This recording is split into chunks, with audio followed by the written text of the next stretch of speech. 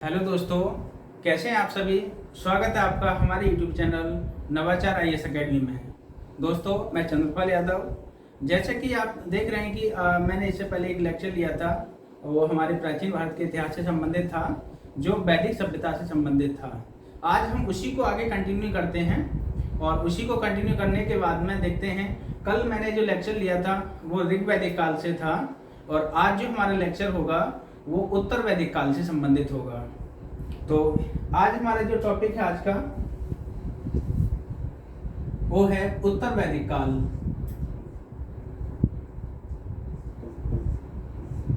उत्तर वैदिक काल,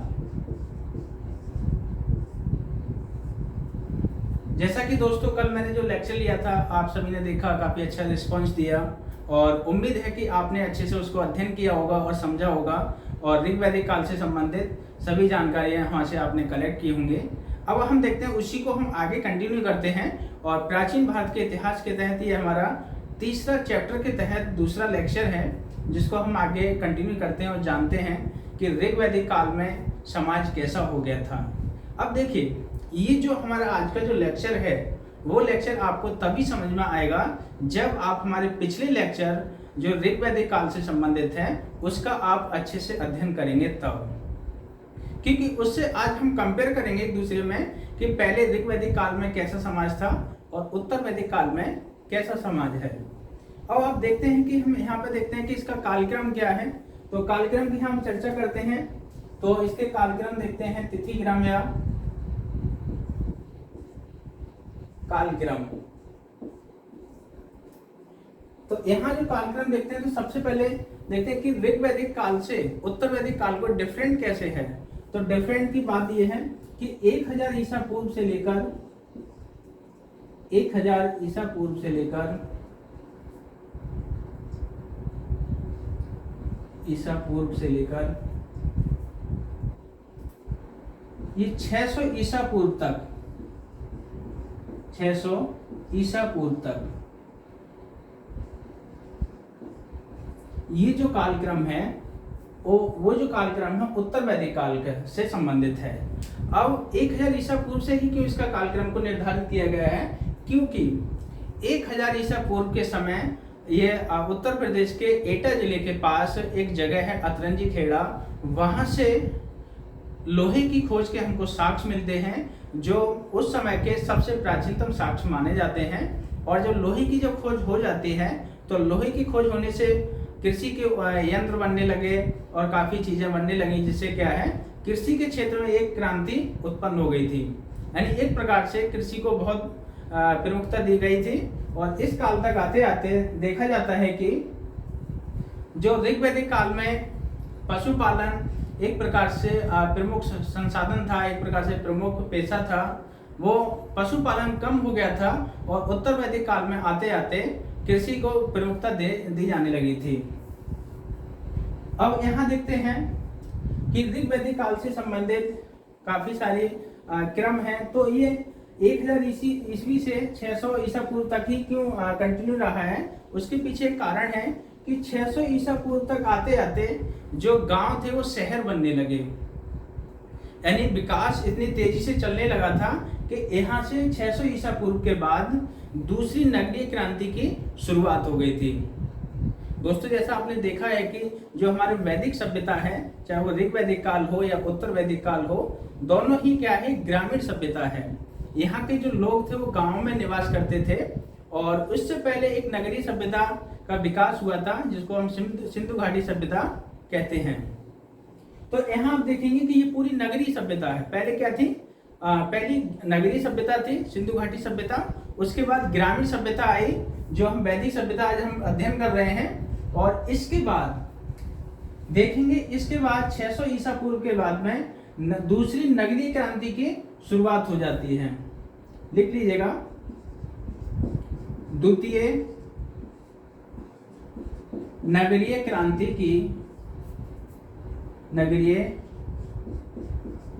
की शुरुआत हो जाती है।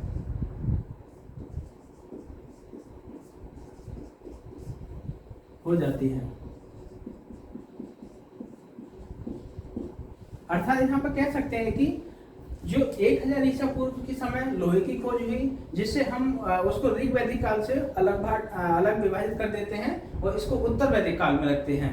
किंतु इतना विकास 600 ईसा पूर्व में आते आते हो गया था कि यहाँ नगर बनने लगे, जो गांव थे वो नगर बनने लगे।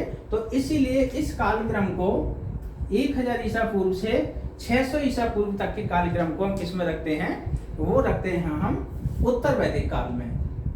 अब यहाँ पे हम समझेंगे और साथ ही साथ जो हमारा पिछला लेक्चर था, कल का लेक्चर था, उससे भी हम कंपेयर करते चलेंगे और देखेंगे कि इस समय राजनीतिक जीवन कैसा हो गया था और ऋग वैदिक काल में राजनीतिक जीवन कैसा था। आज हम सबकी चर्चा करेंगे बारी बारी से और समझेंगे पहले इसके बारे में। तो सभी लोग नोट करते चलिएगा ताकि किसी को कोई दिक्कत ना हो। और काफी महत्वपूर्ण हमारा ये चैप्टर है, जो यहाँ से भी काफी क्वेश्चन पुटअप किए जाते हैं। तो देखेंगे आज हम पढ़ेंगे क्या क्या इसके तहत, हम क्या क्या अध्ययन करेंगे वो हम आज देखते हैं। सबसे पहले हम इसका राजनीतिक जीवन देखेंगे। राजनीतिक जीवन,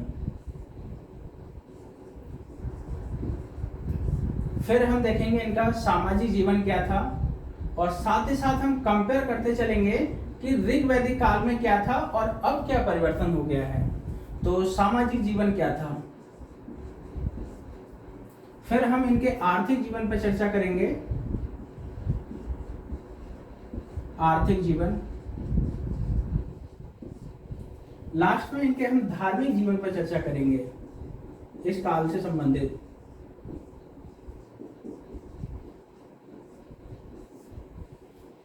आज हमारे पास ये 4 टॉपिक हैं और इन्हीं 4 टॉपिक पे हम आज चर्चा करेंगे। इनके सबसे पहले हम राजनीतिक जीवन के बारे में जानेंगे, फिर इनके सामाजिक जीवन के बारे में हम चर्चा करेंगे और उसके बाद आर्थिक जीवन के बारे में चर्चा करेंगे और साथ ही साथ हम धार्मिक जीवन के बारे में भी चर्चा करेंगे। जब एक ही टॉपिक को हम यहाँ पे पुटअप करेंगे और वहाँ उससे संबंधित चर्चा करेंगे तो हम आपको बताएंगे कि ऋग वैदिक काल में कैसा जीवन था और वही उत्तर वैदिक काल में क्या परिवर्तन आए हैं। कभी कभी डायरेक्टली क्वेश्चन पूछ लिया जाता है कि ऋग वैदिक काल में गांव कैसे होते थे, तो उत्तर वैदिक काल में उसकी संरचना क्या थी। तो यहाँ देखेंगे हम सबसे पहले इनके राजनीतिक जीवन के बारे में। तो इसको हम फिनिश करते हैं और एक एक करके हेडिंग को पुटअप करते हैं और उसके बाद में जानते हैं कि इनका वास्तव में जीवन कैसा था। देखिए सबसे पहले एक हेडिंग लेते हैं हम, राजनीतिक जीवन। इसको हम मिटा देते हैं सभी को।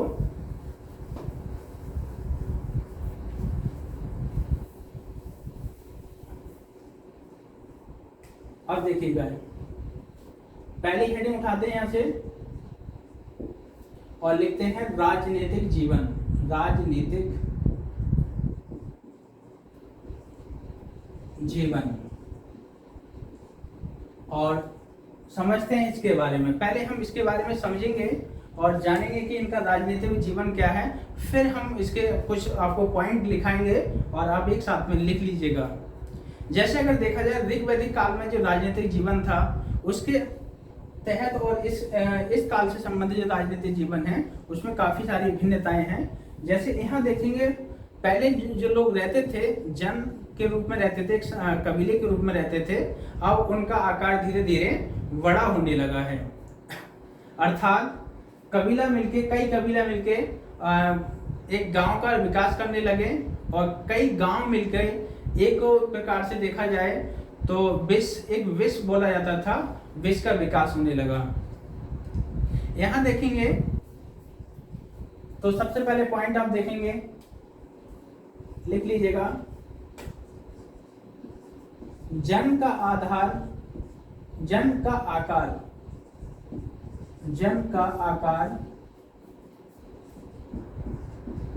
बड़ा होने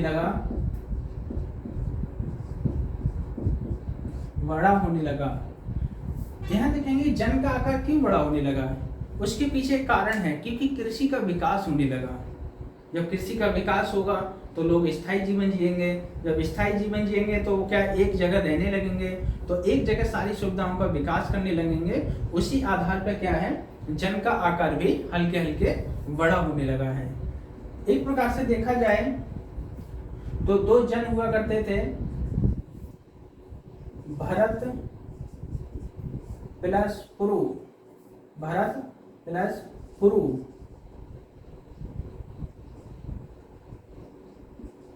पुरु, इन दोनों जनों ने मिलके, दोनों जन आपस में मिल गए थे और इसके आधार पर एक कुरु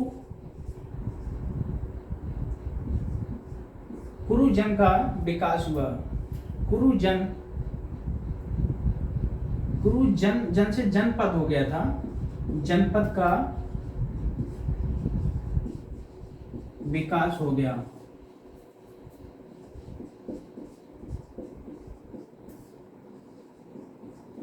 यानी हल्के हल्के जो कबीले, छोटे छोटे कबीले हुआ करते थे, वो इकट्ठा होने लगे, एक जगह रहने लगे और वो डेवलपमेंट करने लगे, जिसके आधार पर जो छोटे छोटे कबीले थे वो गांव का विकास करने लगे। अब गांव से देखा जाए तो गांव से क्या है, हल्के हल्के आगे बढ़े और वो उन्होंने एक विष का विकास किया, और जब विष काफी जब मिल गए थे तो उन्होंने जन का किया, और काफी जन जब मिले आपस में तो जनपद का विकास होने लगा। दोस्तों, जैसा कि अगर जनपद की बात करें, जनपद यानी एक पद शब्द इसमें जोड़ दिया गया है, तो इसका मतलब है कोई एक ऐसा पद दे दिया गया है जो स्थायी जीवन व्यतीत करता था। यहां देखेंगे राजा की स्थिति क्या है। देखिए वहां राजा कैसा था, वहां राजा एक समिति के द्वारा चुना जाता था ऋग्वैदिक काल में। यही आते आते ये राजा कैसा हो गया, एक प्रकार से शक्तिशाली हो गया। वहां उसको सीमित अधिकार दिए गए थे, लेकिन इस काल तक आते आते राजा शक्तिशाली हो गया था। देखिए राजा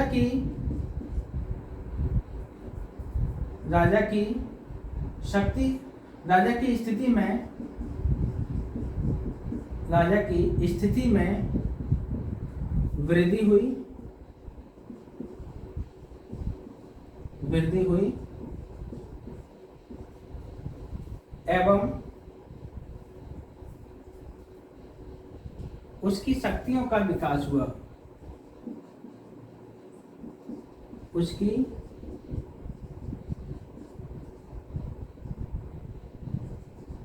शक्तियों का विकास हुआ। जब उसकी स्थिति में वृद्धि होगी तो उसकी शक्तियों में क्या होगा, विकास होगा। राजा कैसा हो जाएगा, शक्तिशाली हो जाएगा। जब राजा शक्तिशाली हो जाएगा तो जो सभा और समिति हुआ करती थी उस समय, जो फैसला लेती थी, राजा के कार्य करने में सहायता करती थी, उसकी स्थिति कैसी हो गई थी, यहाँ तक आते आते कमजोर हो गई थी। ऋग्वैदिक काल में काफी सुदृढ़ थी सभा समिति विदत, और यहाँ आते आते वो क्या हो गई, एक प्रकार से काफी कमजोर हो गई थी। तो यहाँ देखेंगे ये इसकी स्थिति क्या है, काफी वृद्धि हुई है, उसकी शक्तियों का काफी विकास हुआ है, तथा राजा का पद, सबसे बड़ी बात ये कितना बदलाव हुआ है, राजा का पद यहाँ तक आते आते वंशानुगत हो गया। वहां राजा चुना जाता था, कोई भी राजा बन सकता था शक्ति के आधार पर, लेकिन यहाँ तक आते आते वंश परंपरा पर आधारित हो गया और वंशानुगत यहाँ पे इसका पद हो गया था। तो लिखेंगे यहाँ पे इसी में, राजा का पद वंशानुगत हो गया, वंशानुगत हो गया।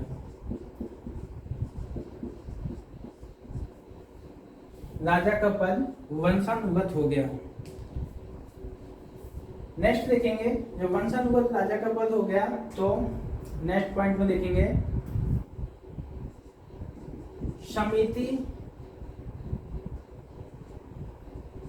समिति और विदत। देखिए समिति और विदत, ये जो वो संस्थाएं थी जिसमें आम जन लोग शामिल हुआ करते थे और सभी लोग शामिल हुआ करते थे, और विदत एक सबसे पुरानी संस्था थी। तो समिति और विदत की स्थिति कमजोर हो गई, कमजोर हो गई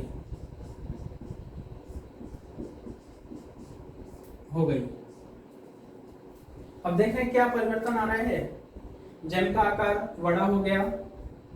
भरत और पुरु दो जन हुआ करते थे, वो दोनों मिल गए आपस में और कुरु जनपद का विकास हो गया था। कुरु जनपद का यहीं पर देखेंगे राजा की स्थिति में वृद्धि हुई है और उसकी शक्तियों का विकास हुआ है तथा राजा का पद एक प्रकार से वंशानुगत हो गया।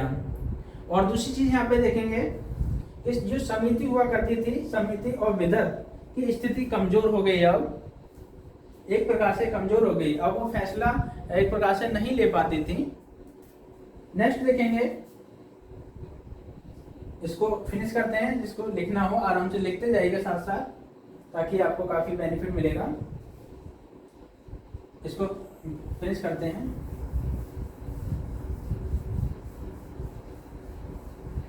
अब देखते हैं नेक्स्ट स्थिति में क्या है इसकी राजनीतिक स्थिति में। बाकी अधिकारियों की संख्या देखते हैं तो वो जानेंगे। जो रत्निन हुआ करते थे, रत्निन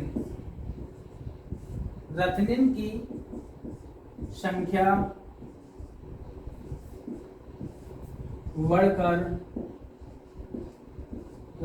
संख्या बढ़कर 17 हो गई।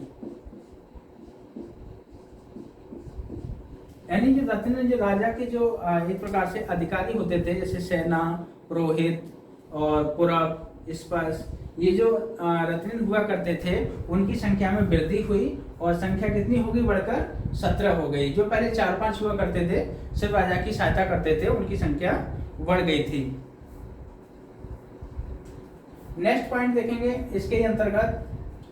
तो पहले आपने देखा होगा लेक्चर में मेरे, या फिर जाना होगा कि जो कर व्यवस्था होती थी वो एक बलि के रूप में जानी जाती थी। और बलि जो दिया जाता था वो जनता की इच्छा के अनुसार दिया जाता था, स्वेच्छा से दिया जाता था। लेकिन यहाँ आते आते कर व्यवस्था कैसी हो गई,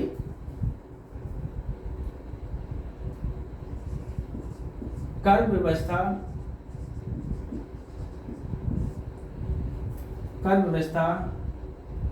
का विकास हुआ एवं और जो पहले स्वेच्छा के आधार पर दिया जाता था, अब वह नियमित कर दिया गया। अर्थात जो पहले स्वेच्छा से कर दिया जाता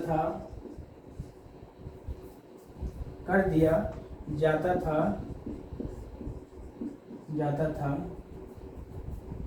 अब नियमित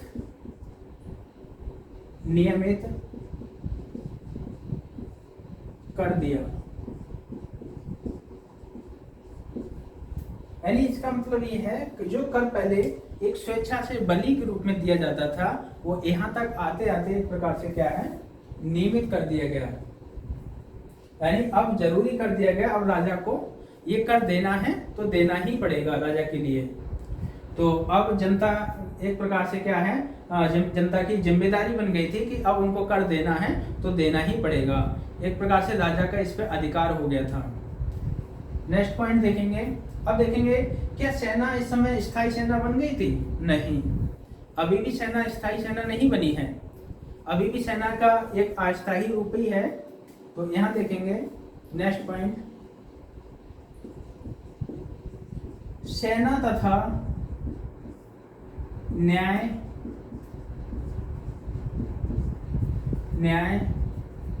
का पूर्णतः स्थायी अभाव था।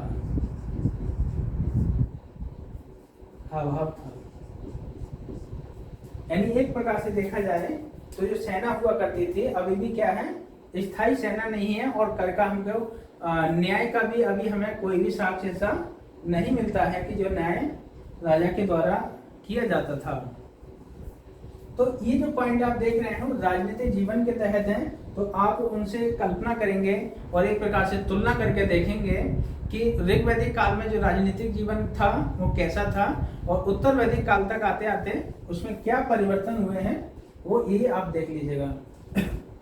और यूपीपीसीएस अगर देखा जाए, यूपीपीसीएस मेंस के दौरान ये टॉपिक से संबंधित मेंस में क्वेश्चन पूछे जाते हैं और उसमें डायरेक्टली कंपेयर पूछ लिया जाता है कि ऋग वैदिक काल की तुलना में उत्तर वैदिक काल में आते आते उनका राजनीतिक जीवन में क्या परिवर्तन हुआ है।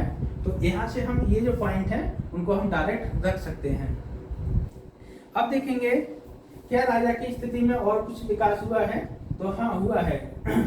क्या विकास हुआ है, तो पहले राजा समिति द्वारा चुना जाता था, अब वो राजा वंशानुगत हो गया और जब राजा का राज्य अभिषेक होता है तो वो उस समय बहुत बड़ा यज्ञ करता था ताकि अपनी प्रतिष्ठा और सम्मान को रख सके और अपनी प्रतिष्ठा को दिखा सके।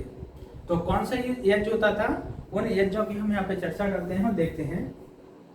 नेक्स्ट पॉइंट देखिए,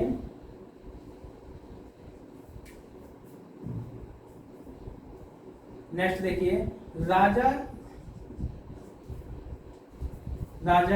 पद ग्रहण करते समय,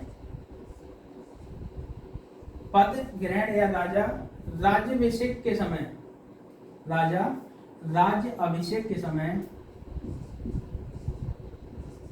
राजा राज्याभिषेक, राज्याभिषेक के समय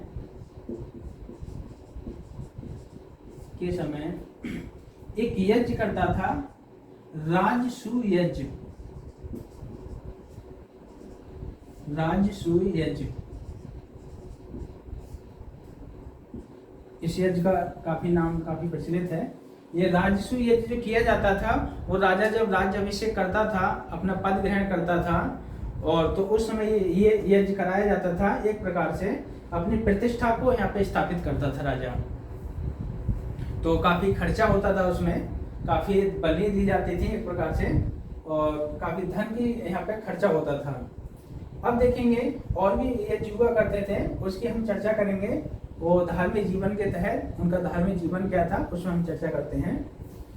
तो ये आपने जो देखा इनका राजनीतिक जीवन और समझा कि ऋग वैदिक काल की तुलना में उत्तर वैदिक काल तक आते आते जो इनका राजनीतिक जीवन हो गया था वो किस प्रकार का हो गया। तो आज हमने यहाँ पे चर्चा की। अब देखते हैं इनका नेक्स्ट पॉइंट के तहत इनका सामाजिक जीवन, सामाजिक जीवन कैसा था।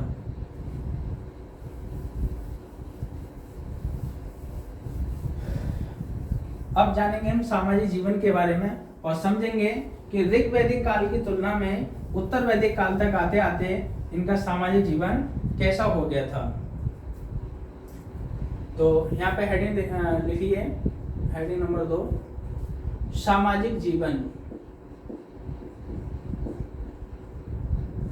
सामाजिक जीवन।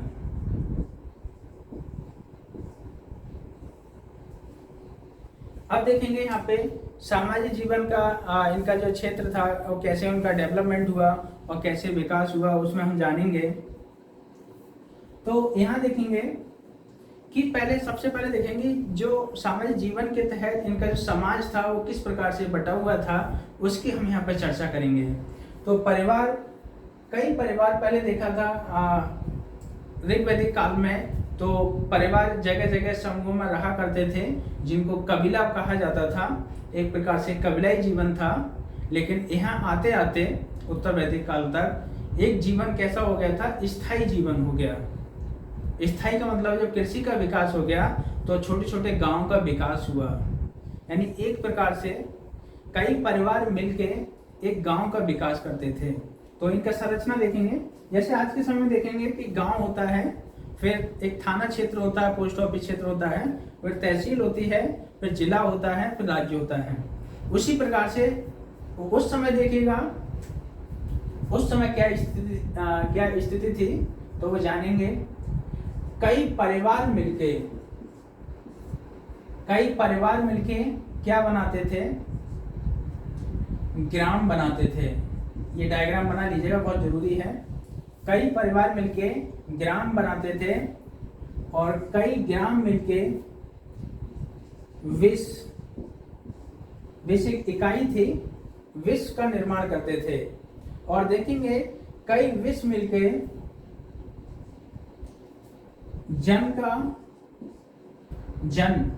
कई विश्व मिलके एक जन प्रकार की एक प्रणाली बनाते थे, और कई जन मिलके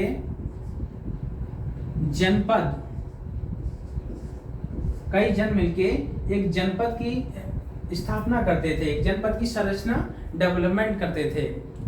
यहाँ देखेंगे कि एक ये संरचना है, जैसे आज के वर्तमान समय में देखा जाए तो ग्राम, थाना, तहसील, जिला और जनपद यानी राज्य। तो उस समय क्या था? परिवार, ग्राम, विश्व, जन और जनपद। लेकिन जब इसके बाद का हम कार्यकाल देखेंगे, इसके बाद का समय देखेंगे उत्तर वैदिक काल का, तो महाजनपद काल का उदय होता है, जिसमें 16 महाजनपद का उदय होता है और एक प्रकार से एक बड़ी संरचना होती है। तो यहाँ तक आते आते देखेंगे कि जनपद का उदय हो गया, अर्थात स्थायी जीवन का एक उदय हो गया। लोग स्थायी जीवन जीना शुरू कर दिए थे और एक प्रकार से काफी संरचना डेवलपमेंट होने लगी थी। नेक्स्ट देखेंगे, नेक्स्ट क्या है कि आप जो देखेंगे जो वर्ण व्यवस्था उस समय हुआ करती थी वो कैसी थी। तो उस समय वर्ण व्यवस्था कर्म आधारित थी, लेकिन यहाँ तक आते आते कैसी हो गई है? तो यहाँ तक आते आते एक प्रकार से जन्म आधारित हो गई है। तो यहाँ देखेंगे अब वर्ण व्यवस्था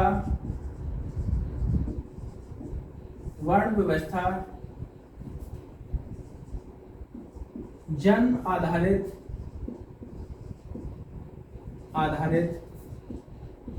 हो गई थी। यानी एक प्रकार से पहले जो कर्म आधारित होती थी, कहा जाता है कि एक ही परिवार के व्यक्ति अलग अलग प्रकार के कर्म किया करते थे। हो सकता है कि एक ही परिवार में अगर 4 सदस्य हैं तो कोई क्षत्रिय का काम करता है, सैनिक वर्ग का काम करता है, कोई पुरोहित का काम करता था, कोई सेवा करता था, कोई चर्म व्यापार वगैरह करता था। तो इस प्रकार से वो क्या थी? कर्म के आधारित उस समय व्यवस्था थी ऋग्वैदिक काल में। लेकिन यहाँ आते आते कैसी हो गई? ये अब जन्म आधारित हो गई। जो व्यक्ति जिस जन्म में जिस कुल या परिवार में जन्म ले लिया, उसी की जाति भी वही मानी जाएगी। तो यहाँ पे उसका एक वैल्यू डिवाइड की गई थी, उसके आधार पर एक लेवल यहाँ पे क्रिएट किया गया था। वो क्या था? सबसे पहले वैल्यू, सबसे ज्यादा वरीयता ब्राह्मणों को दी जाती थी। वो क्या थे? जैसे ब्राह्मण,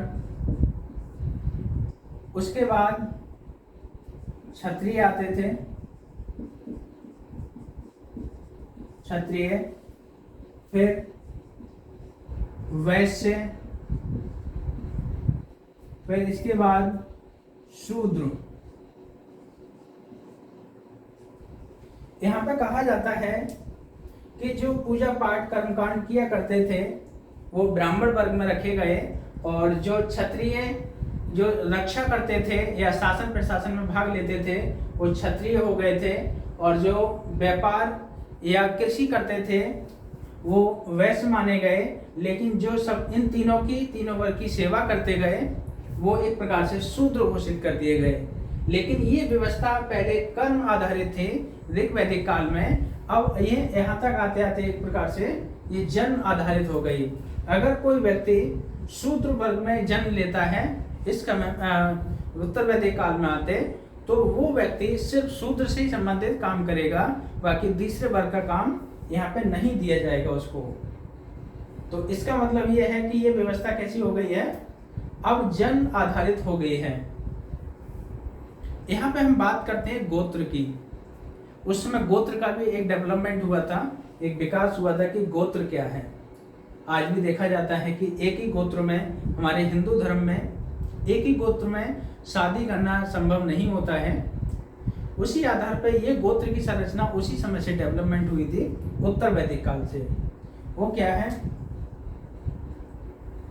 गोत्र किसे कहते हैं उसकी हम यहाँ चर्चा करते हैं। गोत्र का मतलब होता है गोधन, गोधन, गोधन एकत्रित करने वाले को, एकत्रित करने वालों को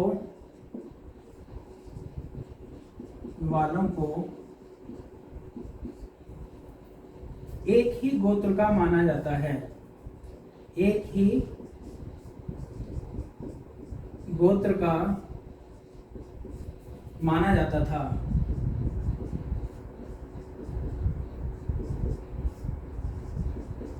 यानी इसका मतलब यह है कि जो गोत्र हुआ करता था उसकी संरचना क्या थी। तो गोत्र की जो संरचना होती थी, जो व्यक्ति गोधन यानी गायों को इकट्ठा करते थे, गायों का पालन पोषण करते थे या गायों को पालते थे, उन्हीं जो पूरा समूह होता था वो सिर्फ एक ही गोत्र के माने जाते थे। यानी जो पशु पालन करते थे, गायों को पालते थे, वो सिर्फ एक ही गोत्र के माने जाते थे और वो आपस में शादी विवाह करना उनका संभव नहीं था। यानी एक ही गोत्र में शादी करना वहाँ अनुचित था। अब यहाँ देखेंगे, ये तो गोत्र की स्थिति है। अब जानेंगे इससे संबंधित, तो इसी काल से संबंधित एक नई संरचना का डेवलपमेंट हुआ है। वो क्या है, यही देखिएगा। इसी काल से संबंधित एक नई संरचना का विकास हुआ है, वो है आश्रम व्यवस्था, आश्रम पद्धति। क्या है आश्रम व्यवस्था? तो आश्रम व्यवस्था एक ऐसी व्यवस्था मानी गई है कि जन्म से लेकर 25 वर्ष की आयु तक व्यक्ति ब्रह्मचर्य का पालन करेगा। एक नियम बना दिए गए कि जन्म से लेकर 25 वर्ष की आयु तक प्रत्येक व्यक्ति, चाहे वो लड़की हो या लड़का हो, दोनों ही ब्रह्मचर्य का पालन करेंगे। फिर 25 वर्ष से लेकर 50 वर्ष की उम्र तक गृहस्थ आश्रम का पालन करेंगे वो, यानी जिसमें शादी विवाह और बच्चों का पालन पोषण सभी शामिल होता है, वो सब किया करेंगे। उसके बाद देखा जाए तो 50 वर्ष से लेकर 75 वर्ष की आयु तक के प्रत्येक व्यक्ति के लिए वानप्रस्थ आश्रम का एक नियम बना दिया था। वानप्रस्थ का मतलब होता है सारे मोह माया छोड़ के, व्यापार कारोबार सब छोड़ के क्या करना पड़ता था, उनको सेवा करनी पड़ती थी। बच्चों को पढ़ाना या फिर दूसरों की सेवा करना, पूजा पाठ करना, इस प्रकार में लिप्त हो जाते थे। फिर 75 वर्ष से लेकर 100 वर्ष की उम्र तक के समय में, जो लास्ट समय माना जाता था, उस समय के कार्यकाल को संन्यास आश्रम घोषित कर दिया। यानी घर बार सब छोड़ के जंगल चले जाओ, पूजा पाठ करो और वहीं रहो, घर से सब नाते तोड़ दो। तो ये जो पद्धति विकसित हुई थी वो एक प्रकार से इसी काल में विकसित हुई है। तो लिख लीजिएगा, ब्रह्मचर्य आश्रम,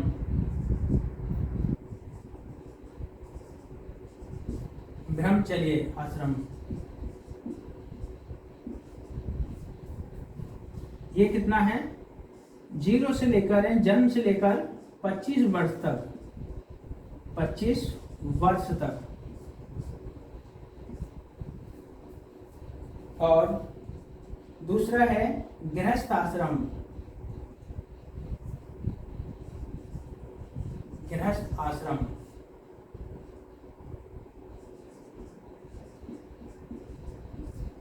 इसका जो समय है वो 25 वर्ष से 50 वर्ष, एक प्रकार से ये सबसे महत्वपूर्ण भी माना जाता है।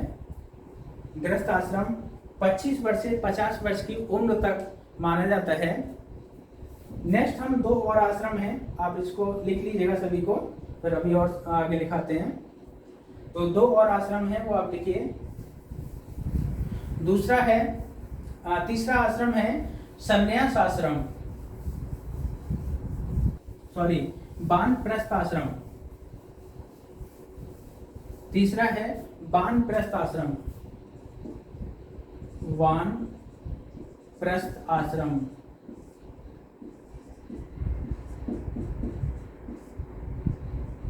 आश्रम का मतलब होता है एक अवस्था, अवस्था माना गया है। तो वानप्रस्थ का अगर समय देखें तो 50 वर्ष से लेकर 75 वर्ष तक 50 वर्ष से 75 वर्ष तक। और सबसे जो लास्ट है वो है संन्यास आश्रम, एक प्रकार से सन्यासी का जीवन जीना, घर बार सब छोड़ के जंगल चले जाना, संन्यास आश्रम। इसका जो समय है वो 75 वर्ष से 100 वर्ष तक, यानी जब तक आप मरे नहीं या जब तक अंतिम संस्कार नहीं हो तब तक ये इस अवस्था में आपको जीवन यापन करना पड़ेगा। वो शुरू कब से हो जाएगा? 75 वर्ष से।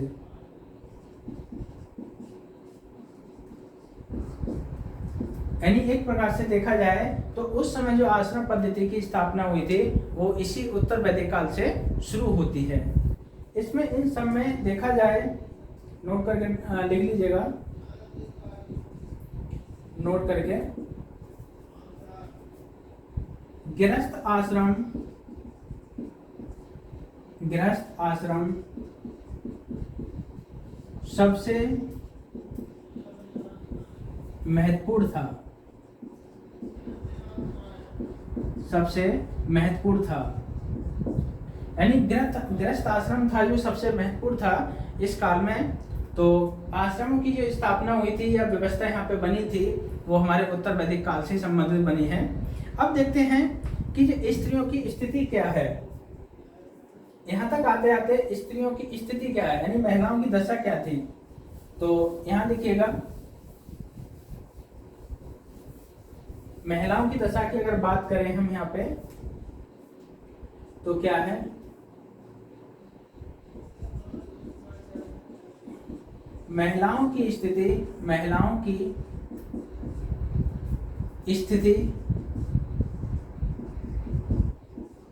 में गिरावट आने लगी,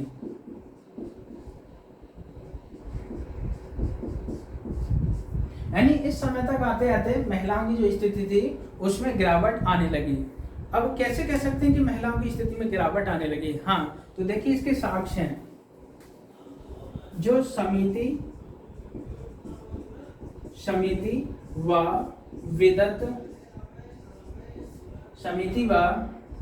विदत में महिलाओं की, समिति व विदत में महिलाओं की भागीदारी बंद कर दी गई।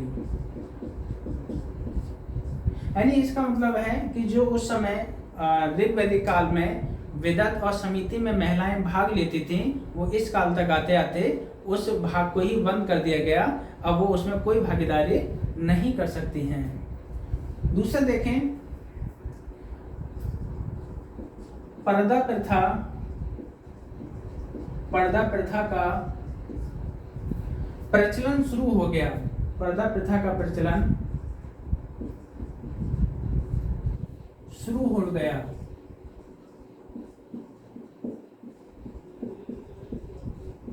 गया था। यहाँ देखेंगे ये जो पर्दा प्रथा का प्रचलन शुरू हो गया था और एक प्रकार से जो समिति और विदत हुआ करती थी उसमें महिलाओं की स्थिति भी बंद कर दी गई। दूसरा अगर देखें कि इनकी स्थिति इतना क्यों गिर गई थी, उसके समक्ष हमको एक साक्ष्य भी मिलता है ऐत्रेय ब्राह्मण से। ऐत्रेय ब्राह्मण में तो यहाँ तक भी कहा गया है कि जो संसार का समस्त दुख है उस सब का संबंध स्त्रियों से है, एक पुत्री के जन्म से है। यानी महिलाओं का या संसार के सभी दुख है वो एक प्रकार से उन सब का संबंध किससे है? पुत्री के जन्म होने से है। यानी इतनी बुरी स्थिति यहाँ पे महिलाओं की एक प्रकार से शो करते हैं। तो देखेंगे यहाँ पे ऐत्रेय ब्राह्मण में कहा गया है, नेक्स्ट लिखिएगा,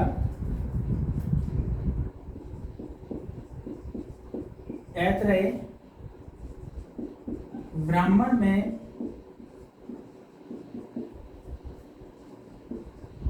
कहा गया है कि समस्त दुखों का कारण या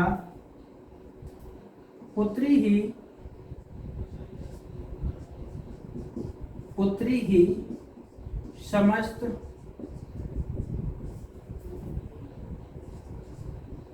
दुखों का कारण है, दुखों का कारण है। यानी यहाँ पे इतना गहराई से यहाँ पे दिया है, एक साक्ष्य मिलता है हमको ऐत्रेय ब्राह्मण से संबंधित, और उसमें बोला जाता है कि अगर आपके घर में पुत्री का जन्म हो गया तो आप कभी सुखी नहीं रह सकते, हमेशा दुखी रहेंगे। ये उत्तर वैदिक काल में ये एक अवधारणा बन गई थी, जो ऐत्रेय ब्राह्मण से संबंधित हमें एक साक्ष्य मिलता है। उसमें कहा जाता है कि पुत्री ही समस्त दुखों का कारण है। ये किसमें उल्लेख किया गया है? ऐत्रेय ब्राह्मण में। तो यहाँ तक आते आते देख रहे हैं कि ऋग्वैदिक काल में महिलाओं की स्थिति काफी ठीक थी, और उत्तर वैदिक काल तक आते आते एक प्रकार से इनकी स्थिति काफी जटिल हो गई और काफी क्रिटिकल हो गई। तो ऐसा नहीं कि इस काल से संबंधित कुछ एक स्त्रियां भी हैं, उनकी हम चर्चा करते हैं जो काफी ठीक है। देखिएगा, लिखिएगा, साथ साथ लिखते रहिएगा, आपके लिए बहुत फायदेमंद है ये। थोड़ा लेक्चर हमारा बड़ा हो जाएगा, लेकिन जब तक हम पूरा लेक्चर खत्म नहीं होगा तब तक इसको हम छोड़ेंगे नहीं, क्योंकि जब तक आप पूरा कॉन्सेप्ट को ठीक से समझेंगे नहीं उत्तर वैदिक काल से संबंधित, तब तक आपको पूरा वैदिक काल समझ में नहीं आएगा। इसलिए बारीकी से हर चीज को समझते जाइएगा। थोड़ा लेक्चर हमारा बड़ा रहेगा, लेकिन हर चीजों को यहाँ पे पुट अप करेंगे। तो देखेंगे इस काल से संबंधित इस काल से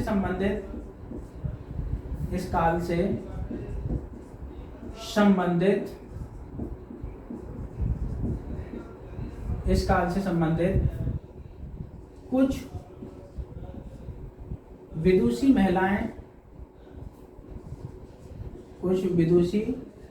महिलाएं इस प्रकार हैं।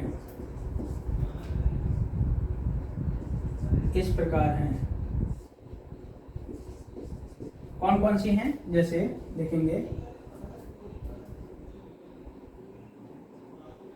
मैत्रिणी, मैत्रेयी, गार्गी, कात्यायनी इत्यादि। यानी यहाँ देखेंगे कि इस काल से संबंधित ये जो महिलाएं हैं, काफी इनसे संबंधित क्वेश्चन पूछा जाता है, और एक प्रकार से बहुत विदुषी विद्वान महिलाएं हैं, काफी जानकारी वाली हैं, काफी नॉलेज रखती थी अपने समय में। तो कौन कौन सी हैं? मैत्रेयी, गार्गी और कात्यायनी। और हमने वहां देखा था ऋग्वैदिक काल से संबंधित कुछ महिलाओं के नाम देखे थे, वो कौन कौन से थे? तो लोपामुद्रा, घोषा और अपाला थी।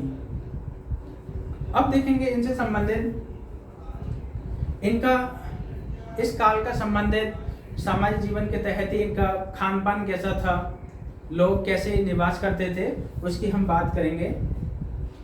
मैंने एक पॉइंट बताया था ऋग्वैदिक काल में कि दास प्रथा का प्रचलन था। तो दास प्रथा का प्रचलन वहां भी था, और दास प्रथा का प्रचलन यहाँ भी है। नेक्स्ट, दास प्रथा का प्रचलन इस काल में भी था, इस काल में भी था। भोजन की अगर बात करें तो ये लोग क्या खाते थे, भोजन कैसा होता था, तो भोजन की हम चर्चा करते हैं यहाँ पे। भोजन में शाकाहारी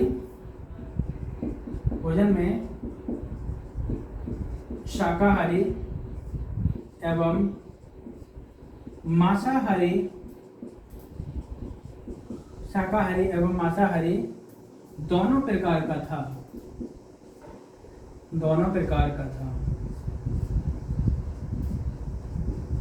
यानी भोजन इनका कैसा था? ये लोग शाकाहारी भी रखते थे और मांसाहारी भी भोजन खाते थे, यानी कि मांस का भी सेवन करते थे। इस प्रकार देखा जाए तो इनका मनोरंजन के साधन क्या थे? मनोरंजन में देखा जाए तो शराब पीना, शराब पीना, जुआ खेलना,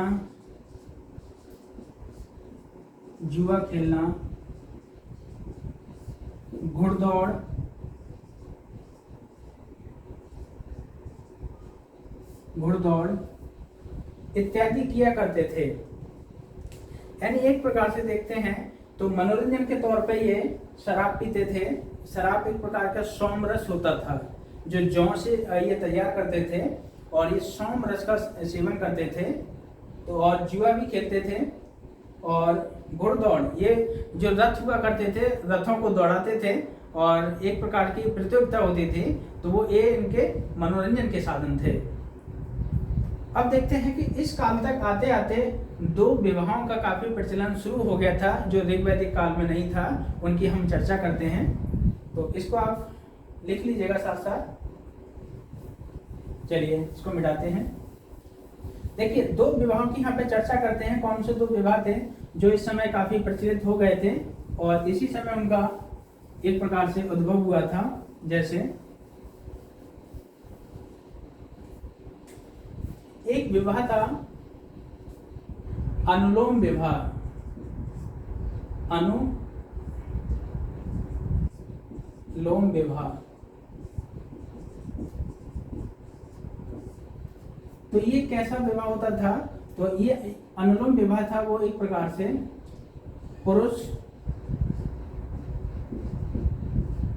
उच्च वर्ग से होता था, उच्च वर्ग से, पुरुष उच्च वर्ग से एवं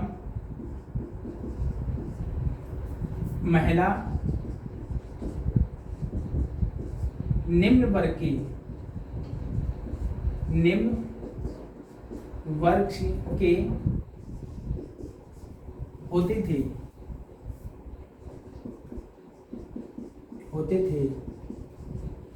देखिए अनुलोम विवाह कैसा है? पुरुष क्या है? उच्च वर्ग का है और महिला क्या है?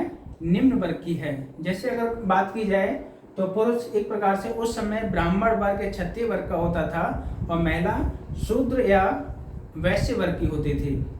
तो एक प्रकार से ये जो विवाह कहा जाता था वो एक अनुलोम विवाह कहा जाता था। लेकिन इनसे जो उत्पन्न संतान होती थी, चाहे वो लड़की हो या लड़का हो, उसको उच्च माना जाता था। तो लिख लीजिएगा, इनसे उत्पन्न संतान हमेशा उच्च वर्ग की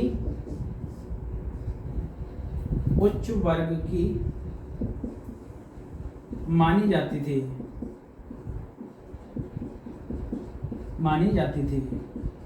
यानी ये क्वेश्चन काफी बार पूछा है कि अनुलोम विवाह क्या है और उससे जो संतान उत्पन्न होती है वो कैसी मानी जाती है?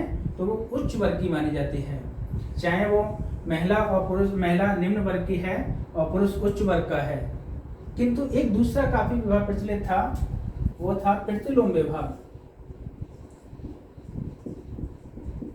प्रतिलोम विवाह, इसकी विशेषता क्या है? ये रिवर्स है, इसका उल्टा है। ये रिवर्स है, इसका उल्टा है। तो इसमें लिख लीजिएगा, लिखेगा, इसमें पुरुष निम्न वर्ग का है, इसमें पुरुष निम्न वर्ग का है और महिला उच्च वर्ग की है।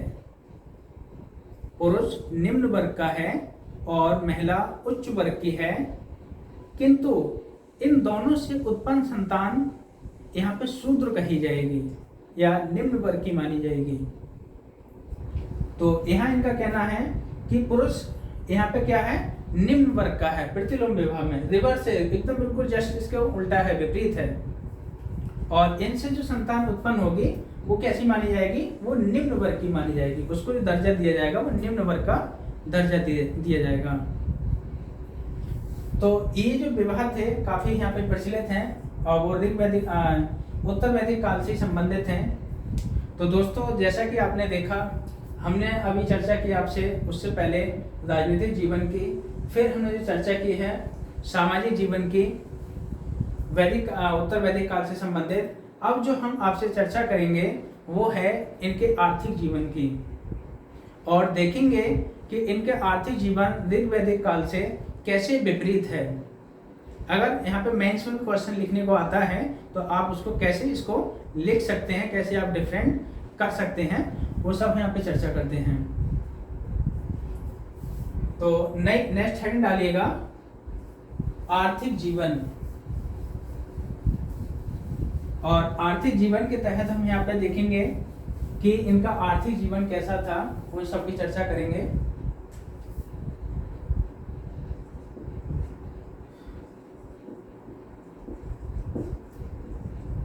आर्थिक जीवन,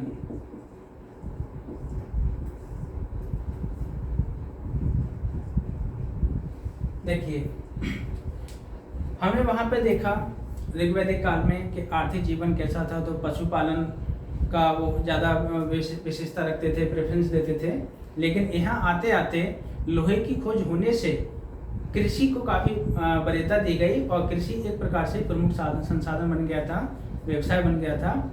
और जब व्यवसाय बन जाएगा तो कृषि से सरप्लस उत्पादन होगा। जब सरप्लस उत्पादन होगा तो एक प्रकार से देखा जाएगा तो उद्योग और व्यापार को भी काफ़ी वरीयता दी जाएगी।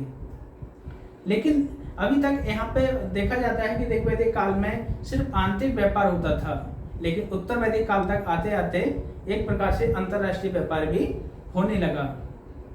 किंतु अभी भी हमको मुद्रा के कोई भी साक्ष्य नहीं मिलते हैं, सिक्का के कोई साक्ष्य यहाँ से नहीं मिलते हैं।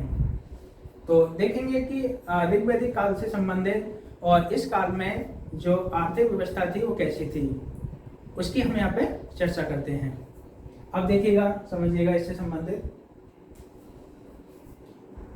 पॉइंट लिखिएगा। कृषि लिखिएगा। कृषि प्रमुख व्यवसाय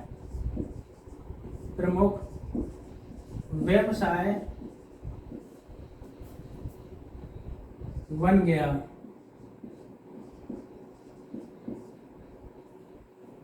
क्योंकि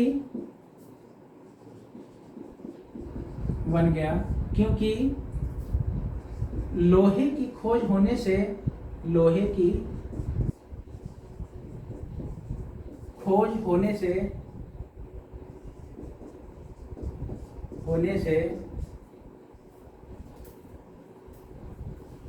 कृषि का विकास हुआ।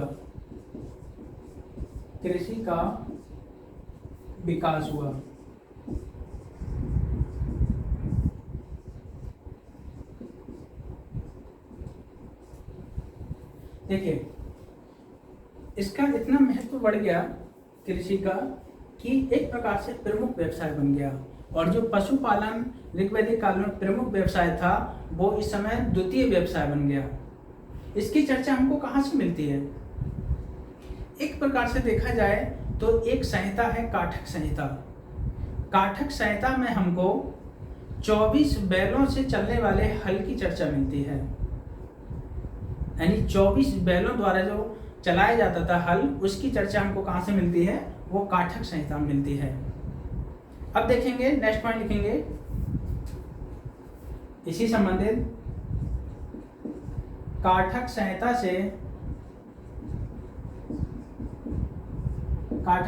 से 24 बैलों से चलने वाले, काठक संहिता से 24 बैलों से चलने वाले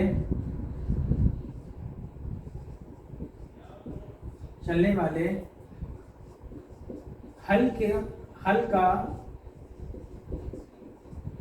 वर्णन मिलता है।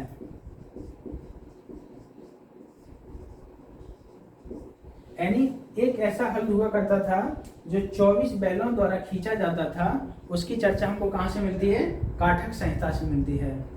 क्योंकि ये काफी महत्वपूर्ण पॉइंट है, डायरेक्टली क्वेश्चन पूछ लिया जाता है यहाँ से।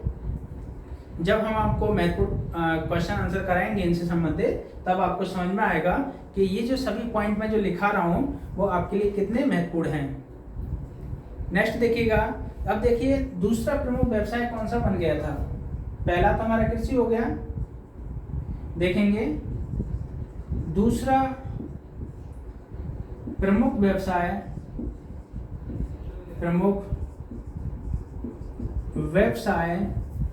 पशुपालन हो गया।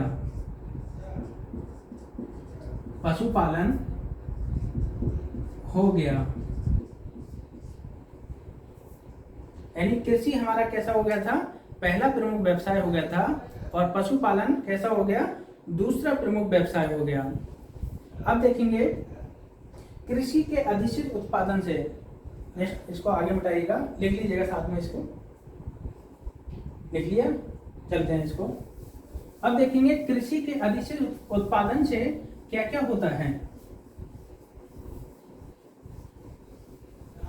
इसमें नेक्स्ट पॉइंट देखिएगा, नेक्स्ट पॉइंट क्या है,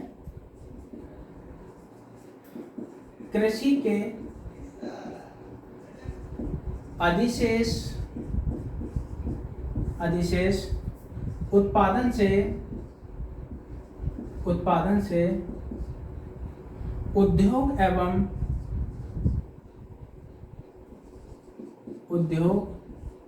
एवं व्यापार का विकास हुआ।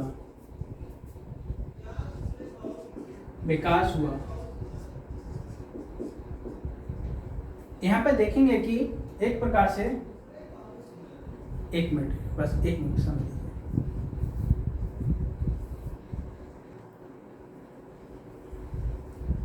यहाँ देखेंगे एक प्रकार से, तो क्या है, कृषि के अधिशेष उत्पादन से क्या होने लगा था, उद्योग और व्यापार का विकास होने लगा। क्यों ऐसा होने लगा कि जैसे देखेंगे जब अधिशेष उत्पादन होगा तो अधिकांश जो हमारी सेकेंडरी स्टडी है, इंडस्ट्री है या सेकेंडरी सेक्टर है, जो हमारा द्वितीय क्षेत्र बोलते हैं, वो प्राइमरी सेक्टर पे ही डिपेंड रहता है। जब हम रॉ मटेरियल कच्चा उत्पादन हम प्राइमरी सेक्टर से हम जब उत्पादन करते हैं, और जब वो अधिशेष होगा तो उद्योग का विकास होगा, और जब उद्योग का विकास होगा तो हम व्यापार का भी विकास होगा। अब देखते हैं इस काल में, नेक्स्ट लिखिएगा, इस समय विदेशी व्यापार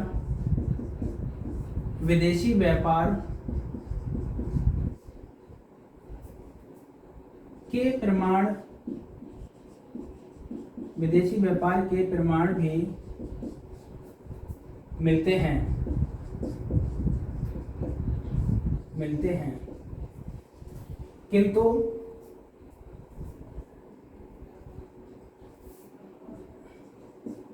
किंतु मुद्रा का प्रचलन अभी शुरू नहीं हुआ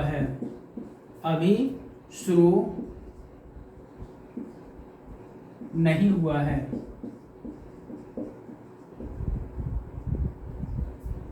हो पाया है।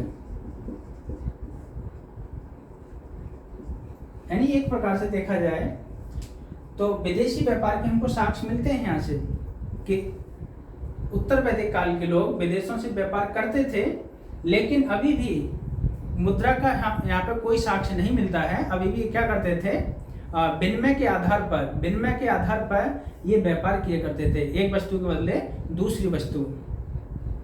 और वहां से अगर ऋग वैदिक काल में देखें तो विदेशी व्यापार के हमको कोई साक्ष्य नहीं मिलते हैं, सिर्फ आंतरिक व्यापार किया जाता था। अब देखेंगे, नेक्स्ट देखेंगे कि इनका और क्या क्या डेवलपमेंट हुआ। अब जब इतना विकास हो रहा है, अधिशेष उत्पादन हो रहा है, उद्योग बढ़ रहे हैं, व्यापार बढ़ रहे हैं, तो इन सब प्रगति होने की वजह से एक नगरीकरण का भी विकास होने लगा था। तो लिख लीजिएगा, इस काल में आर्थिक प्रगति होने से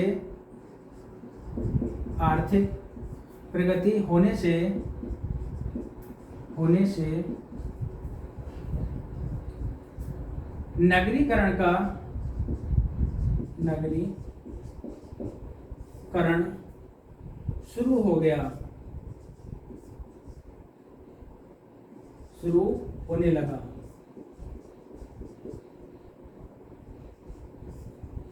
यानी एक प्रकार से देखा जाए तो इस काल से संबंधित है जब विकास होगा, व्यापार बढ़ेगा, उद्योग धंधे बढ़ेंगे, आर्थिक विकास बढ़ेगा, लोगों के पास एक्स्ट्रा खाने के लिए होगा, आज भविष्य की ज़्यादा चिंता नहीं होगी, तो आर्थिक विकास होगा। जब आर्थिक विकास होने लगेगा तो नगरीकरण को प्रमुखता दी जाने लगेगी। अब देखते हैं इनसे संबंधित एक जगह है अतरंजी खेड़ा, लिख लीजिएगा, अतरंजी खेड़ा। अतरंजी खेड़ा ये एटा जिले के पास में है, एटा जिले में आती है, जिला एटा, यूपी। अतरंजी खेड़ा से जौ, चावल एवं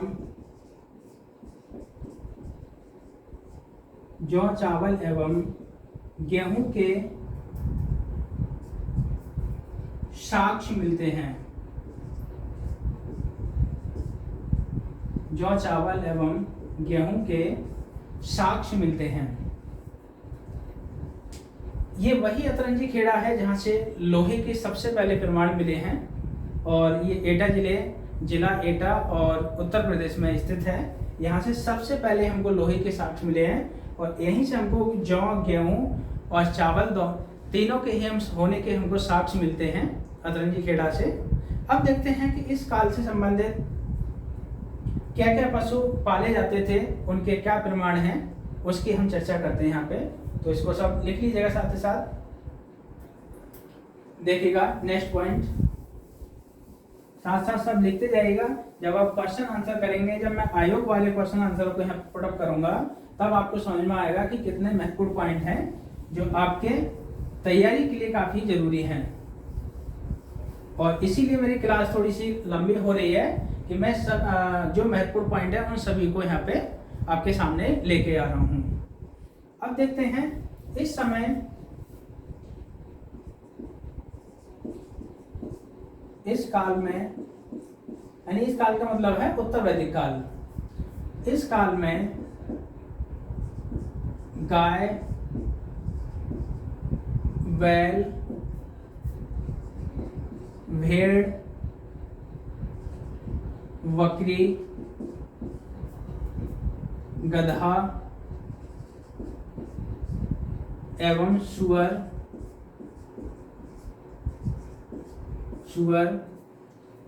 इत्यादि प्रमुख पशु थे। इत्यादि प्रमुख पशु थे,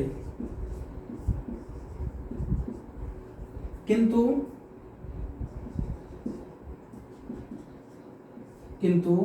घोड़े का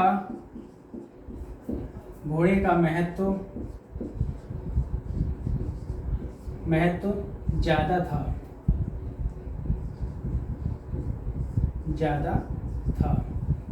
क्योंकि घोड़े को एक प्रकार से रथ में जोड़ा जाता था, और घोड़े का महत्व ज्यादा बढ़ गया था इस समय, क्योंकि इस समय तक आते आते युद्ध होना स्टार्ट हो गए थे, कबीलाई और लोग आपस में झगड़ा करना स्टार्ट हो गए।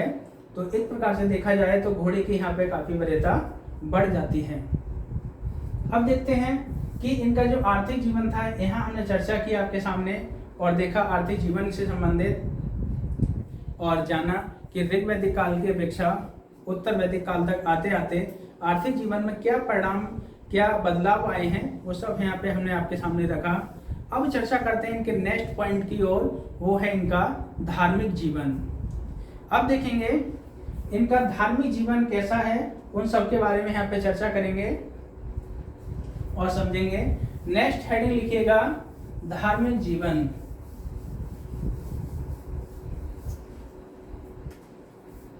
चौथा पॉइंट लिखिएगा इसमें धार्मिक जीवन। अब देखिएगा इनका धार्मिक जीवन कैसा था। वहां देखेंगे ये प्रकृति पूजक थे, और बहुदेववादी थे। लेकिन यहाँ तक आते आते एक प्रकार से ये कैसे हो गए, यज्ञ और कर्म कांड को प्रमुखता देने लगे। यज्ञ और कर्म कांड का काफी महत्व बढ़ गया था और इसी वजह से यज्ञ जब ज्यादा होने लगे थे तो एक तरफ तो देखिए कृषि का विकास हो रहा है और दूसरी तरफ यज्ञों को ज्यादा वरीयता दी जा रही है, तो यज्ञों में ज्यादा से ज्यादा पशुओं की बलि दी जाती थी। अब आप एक बात सोच सकते हैं, एक तरफ कृषि में पशुओं की काफी जरूरत थी हल चलाने के लिए या खेती बाड़ी करने के लिए, और दूसरी तरफ उन्हीं पशुओं को क्या किया जा रहा है, बलि दी जा रही है। तो एक प्रकार से एक ये संक्रमण का काल हो गया, एक प्रकार से ये क्षत्रिय और ब्राह्मणों के बीच ये संघर्ष का समय है। लास्ट में आते आते आप देखेंगे कि महाजनपद काल के दौरान जो द्वितीय धर्म के क्रांति में धर्म के क्षेत्र में जो एक प्रकार से धार्मिक सुधार आंदोलन चले थे, जैसे जैन धर्म और बौद्ध धर्म, और उसके साथ साथ और बहुत सारे धर्म का उदय हुआ था, वो यही कारण था कि यज्ञ और कर्मकांड की काफी वरीयता दी जाने लगी थी, जिसकी वजह से ये धर्म सुधार आंदोलनों का उदय हुआ था। यहाँ पे देखेंगे तो जानेंगे धार्मिक जीवन के बारे में और समझेंगे और लिखेंगे इससे संबंधित। तो लिखिएगा नेक्स्ट पॉइंट, यज्ञ व कर्मकांड, यज्ञ व कर्मकांड का महत्व बढ़ गया, महत्व बढ़ गया, यानी यज्ञ व कर्म कांडों का महत्व बढ़ गया। कर्म कांड मतलब जादू टोना करना या फिर बहुत बड़े पूजा पाठ करना, उसमें आडंबर या हवन सामग्री का इस्तेमाल करना, पशुओं की बलि देना, भूत प्रेत का सहाय को लेकर काफी प्रताड़ित करना और दान दक्षिणा के माध्यम से पापों को दूर करना, एक प्रकार से क्या है, कर्म कांड का काफी बढ़ावा मिल गया था। तो इसी कारण से क्या है, ब्राह्मण व ये जो समय था इसी वजह से ये कारण हो गया था। इसी में लिखिए ब्राह्मण व क्षत्रिय वर्ग में, ब्राह्मण व क्षत्रिय वर्ग में संघर्ष का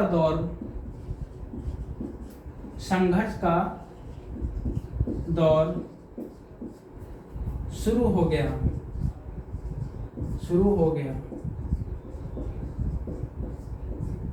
यानी एक प्रकार से कह सकते हैं कि क्षत्रिय अपने आप को सर्वश्रेष्ठ मानने लगे थे और ब्राह्मण अपने आप को सर्वश्रेष्ठ मानने लगे थे, इसलिए एक प्रकार से ये मतभेद का दौर शुरू हो गया था यहाँ से, और एक प्रकार से संघर्ष का दौर हुआ था, जिसके कारण से जैन धर्म और बौद्ध धर्म का उदय होता है। जैन धर्म बौद्ध धर्म दोनों ही एक प्रकार से क्षत्रिय वर्ग द्वारा या क्षत्रिय व्यक्तियों द्वारा शुरू किया हुआ था। जैसे महावीर स्वामी भी एक क्षत्रिय थे और गौतम बुद्ध भी एक क्या क्षत्रिय ही वर्ग से थे। अब देखेंगे प्रमुख देवता यहाँ पे, जो उस समय प्रमुख देवता इंद्र हुआ करते थे, यहाँ तक आते आते प्रमुख देवता प्रजापति हो गए थे। नेक्स्ट देखेंगे प्रमुख देवता, देखिए ऋग्वैदिक काल में प्रमुख देवता कौन है, इंद्र माने जाते हैं। इंद्र जिसको पुरंदर भी कहा जाता है, यानी किले तोड़ने वाला।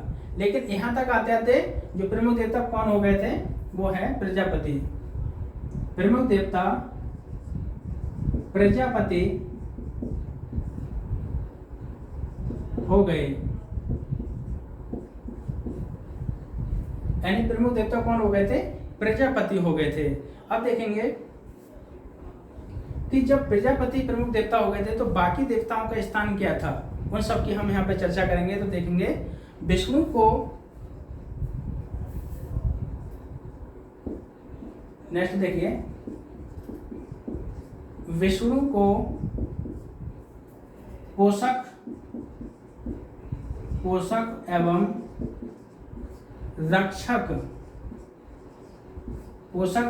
रक्षक का देवता, पोषक एवं, एक मिनट रक्षक का देवता माना गया। इसको लिखिए, फिर और लिखाते हैं।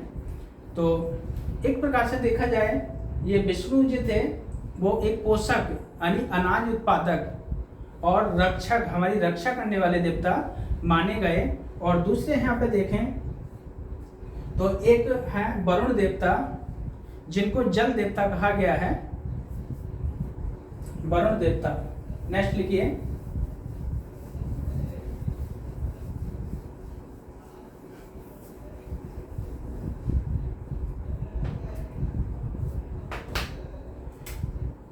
देखिए नेक्स्ट है रुद्र। एक देवता है रुद्र। रुद्र को पशुओं का देवता माना गया। रुद्र को पशुओं का देवता माना गया।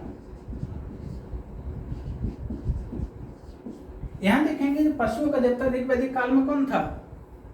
ऋग्वैदिक काल में पशुओं का देवता पूषण कहा जाते थे। वो आते आते यहाँ पे ये रुद्र को पशुओं का देवता माना गया है। और पूषण कौन से किसके देवता हो गए थे? शूद्रों के देवता।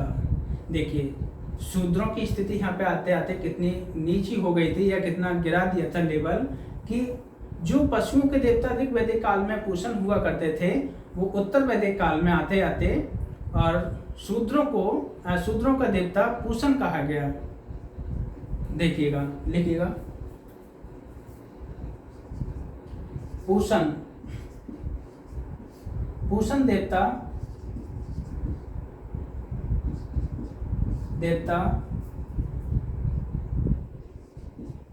पूषण देवता को शूद्रों का माना गया। शूद्रों का माना गया।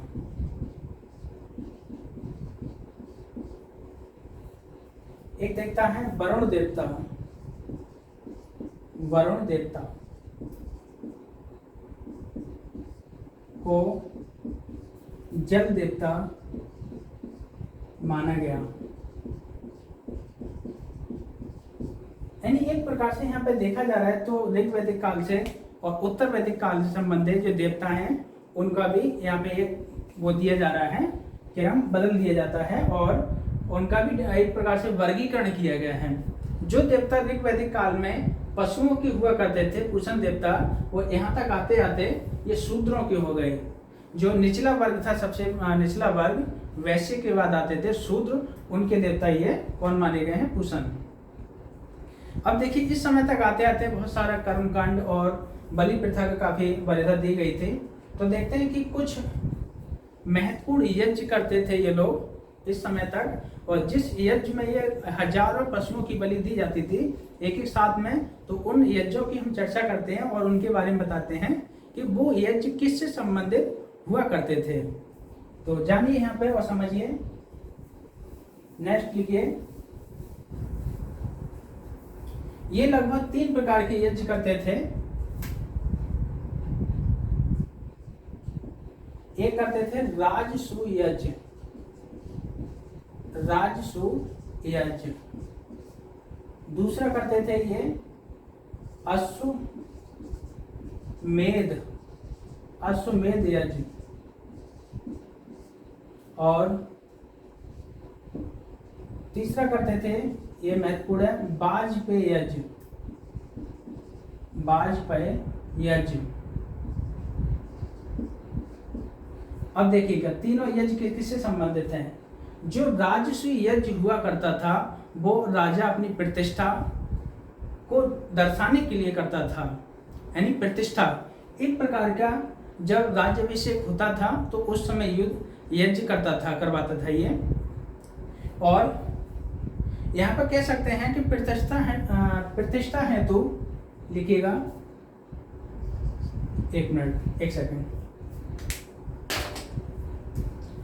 जो राजसूय जो यज्ञ किया जाता था वो प्रतिष्ठा हेतु किया जाता था। डायरेक्टली क्वेश्चन पूछ लिया जाता है, प्रतिष्ठा हेतु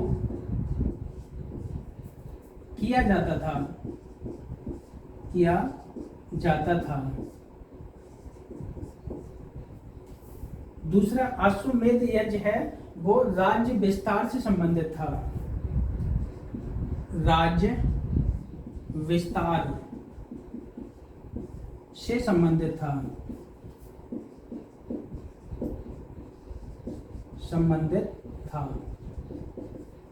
यानी इसका मतलब है जो अश्वमेध यज्ञ किया जाता था एक बहुत बड़ा यज्ञ होता था, और जब यज्ञ संपन्न होता था तो उस समय क्या किया जाता था कि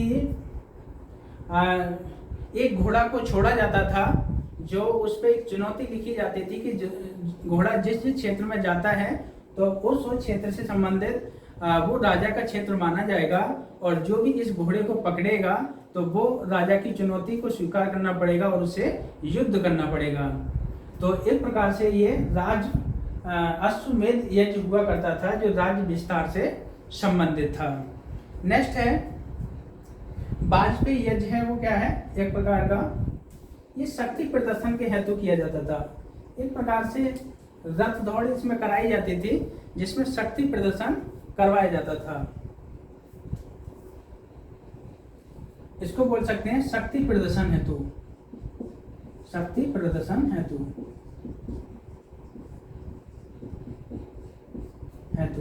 या घोड़दौड़ से संबंधित था ये।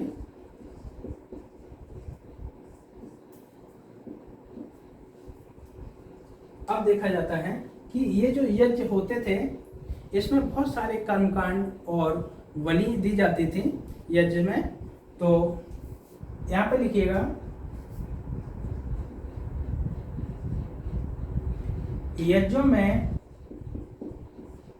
में कर्मकांड